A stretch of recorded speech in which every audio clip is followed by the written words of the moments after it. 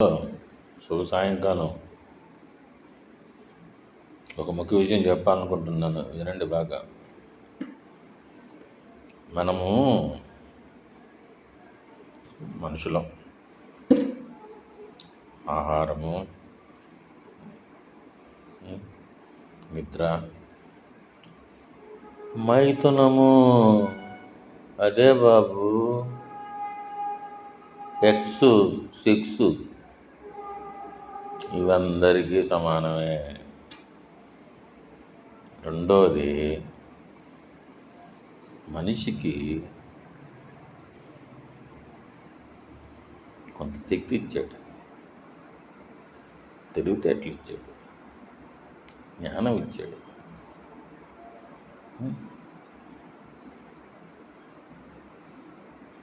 అద్భుతమైన మేధాశక్తి ఇచ్చాడు. అందువలన ఇవన్నీ ఉన్నప్పుడు నేను వాటిలో ప్రత్యేకమైన విషయాన్ని చెప్పాలనుకుంటున్నాను. ఏమిటంటే, మనము సెక్స్ చేసేటప్పుడు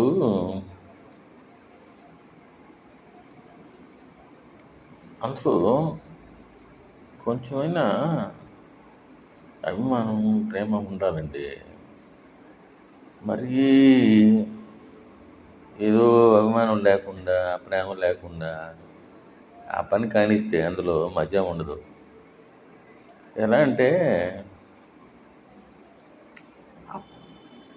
అభిమానము, ఆ సంతోషకరమైనటువంటి ఆ యొక్క ముఖ కవళికలు, అందులో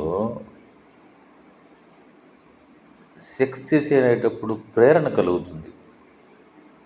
లేని పక్షంలో ప్రేరణ కలుగుతుందేమో కానీ అది ఒకవైపు నుంచే ఉంటుంది, రెండు వైపులా ఉండదు. వల్ల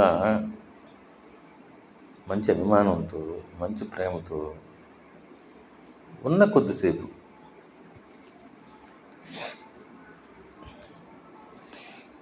అదేదో మొక్కుబడి కాకుండా అర్థకరమైన క్షణాలు అవి. జీవితంలో ఓ చిన్న భాగం. మిగతావన్నీ అంత ఆనందాన్ని ఇవ్వవు. అది చేసేటప్పుడు ఉన్నటువంటి ఆనందం అనేది పరాకాష్ట. దానికి కొంత సమయం కేటాయించుకోవాలి. ఆ సమయంలో ఆనందాన్ని అనుభవించాలి. దానికి ముఖ్యంగా వయోభేదం పెద్దగా ఏమి తేడా అనిపించడం లేదనిపించింది నాకు. ఎందుకంటే అవి అవసరాలే. అందులో ఏముంది?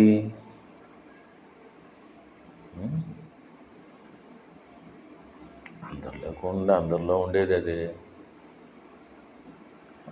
దాన్ని ఏదో అనుభవించడమే అంతే. అనుభవించు రాజా, అనుభవించు రాణి అన్నట్టుంది. రాజా రాణి అనుభవించారు. కొన్ని చూడండి, కొన్ని దృశ్యమాలికలు ఉంటాయి చూడండి. అందులో వాళ్ళ యొక్క ఫీలింగ్స్, అంటే వాళ్ళ యొక్క ఆ యొక్క శృంగార చేష్టలు అద్భుతంగా ఉంటాయి. వాటిని మీరు కూడా ఆలోచించి చేయండి. ఎందుకంటే వాటి వలన కొంత ప్రేరణ కలుగుతుంది. చూడండి, మనకు సాధారణంగా దొరుకుతూనే ఉన్నాయి. మన యొక్క స్క్రీన్స్లోనే దొరుకుతున్నాయి. ఆ యొక్క ఫీలింగ్స్ తెచ్చుకోండి.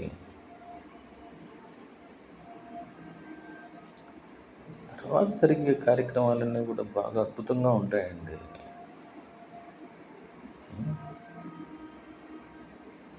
సమయం కేటాయించినప్పుడు మటుకు ఆ సమయాన్ని పూర్తిగా వినియోగించుకోండి. అప్పుడు ఆ ఆనందమే వేరు. ఆ ఆనందం ఎలాంటిదంటే కొన్ని గంటలు కాదు, కొన్ని రోజుల పాటు నీలో ఆనందాన్ని, ఉత్సాహాన్ని, పని ఎందు శ్రద్ధ చూపిస్తుంది. కొంతమందికి ఏదో పనిలో పడిపోయి పని పని అనుకుంటారే కానీ ఈ కొట్టుడు పని కానీ లేకదనుకో వేరే వాడు కొట్టేసి ఉంటారు. అది గుర్తుపెట్టుకోండి. కొట్టుడు కొట్టకపోతే కుదరదు, కొట్టడమే. కొట్టలేదనుకో వేరే వాడు కొట్టుకుంటాడు, వేరేది కొట్టుకుంటూ ఉంటుంది, అంతే, ఫినిష్ అయిపోయింది, కథం. కానీ అవి ఏమి జరిగిపోతూ ఉంటాయి, వాటి వల్ల ఎవరేం ఫీల్ కావద్దు. కానీ ముఖ్యమైన విషయం చెప్పమంటావా, ఎప్పటికప్పుడు మర్చిపోండి, అందరితో పోతే. ఏదో నిన్న ఈరోజు రేపు రోజు ఎందుకు వాటి గురించి ఆలోచన చేయాలా? ఏదో చేసుకున్నామా, పోతా ఉన్నామా, కాలం గడిచిపోతున్నది, అంతే. సరదాగా తీసుకోండి జీవితాన్ని. జీవితం అంటే ఏమి గొప్పగా ఏం కాదు, సరదా జీవితం. కొన్నిసార్లు కష్టాలు వస్తుంటాయి, కొన్నిసార్లు ఇబ్బందులు వస్తుంటాయి, కొన్ని మానసికమైనటువంటి ఒత్తిడులు వస్తుంటాయి, మానసికమైన ఆందోళనలు వస్తూ ఉంటాయి. కొన్ని చోట్ల మన అనుకూల పరిస్థితులు లేకపోవచ్చు. కానీ మనము మనసులో కోరిక పెట్టుకుంటే మటుకు ఆ కోరిక మటుకు భగవంతుడు నెరవేరుస్తాడండి. ఆయన ఏం మంచివాడు, ఆయనే సృష్టించాడు కదా, ఆయన మన కోరికలను మన్నిస్తాడు. ఆహ్లాదకరంగా ఉండండి, ఆనందంగా ఉండండి, 10 కాలాల పాటు చల్లగా ఉండండి. ఆ ఆనందమే వేరప్ప. అందువలన జీవితంలో ఒక చిన్న అనుభూతులు, కాలం గడిచే కొద్దిగా కొత్త అనుభూతి వస్తుంటుంది, పాత అనుభూతులు వెళ్ళిపోతూ ఉంటాయి. తర్వాత మామూలే. మంచి విషయాలను గురించి చెప్తాను. ఉంటాను మరి. శుభ సాయంకాలం.